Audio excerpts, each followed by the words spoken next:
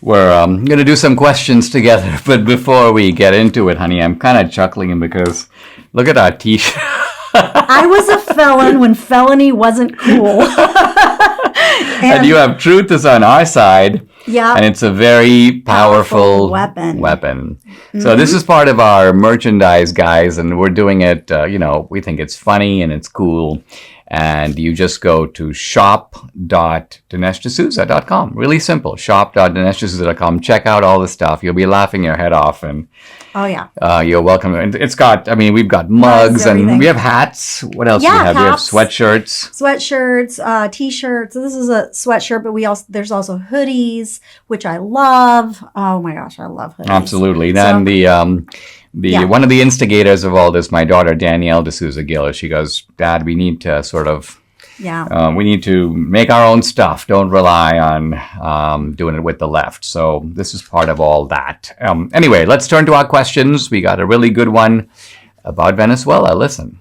Hi, Dinesh. We always hear that we're headed towards Venezuela. What do you think? And what does Debbie think? I think we got to turn this over to the Venezuelan. Yeah. Well, I know I've heard you talk about, are we headed to Venezuela? I believe we are headed to Venezuela. And let me tell you why. There are 3 reasons why I think we are.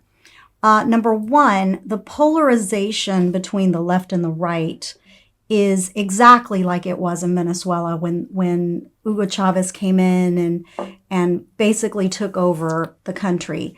There was a lot of animosity even between the political parties. So, for example, the center-right party, COPE, was self-destructing. They were, fighting amongst each other. And so that was the discourse between them really couldn't keep their own side together. And then they just became very polarized, left and right. So that's one. The second one is, of course, the age-old, Marxist rich against the poor, the socioeconomic fight, right? Demonizing the rich, promising the poor, if you vote for me, I'm going to give you this, this, this, and this, and still keep you poor, but that's, you think you're getting something, right? So that's number 2. Number 3 is the fight and the animosity between races and ethnicities.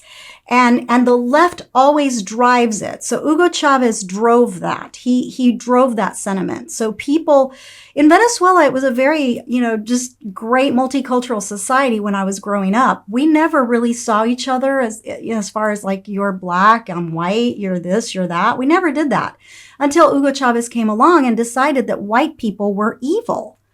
And I see this happening now within America. So those 3 reasons, there are many others. Let me tell you, there are a lot of parallels, but those 3 reasons that basically started the decline of Venezuela are here today in America. In some ways, I think if you're thinking about the racial divide, the American situation is in a way even more problematic, I think, than Venezuela, because most of the Latin American countries and South American countries don't have a sharp distinction of just having whites and blacks, right? They have the whole spectrum in between. So when you have the whole spectrum in between, you've got white, you've got sort of dark coffee, you've got light coffee. Don't we have that here too? Well, we do now. Yeah. But what I'm saying is, if you just look at the stark contour of American history, it was a more dramatic white versus black. So, for example, the blacks were enslaved. And so the black-white distinction, now it's more fluid, but for a long time was pretty stark. And so I think that the Marxists and the socialists in this country have realized that is a very fertile area to foment. That's why Hugo Chavez did it, because in Venezuela they had black slaves as well, as you know. Right. Simón Bolívar was the emancipator of slavery. So, no, they had that there too. It's very similar in many, many ways, because Venezuela not only has the white, the black, the indigenous, but they also have the European and the Asian. So they have, it's almost like a little version of America. I think with the critical difference that while America might be in a position, at least under the right leadership, to save Venezuela, who's in a position to save America?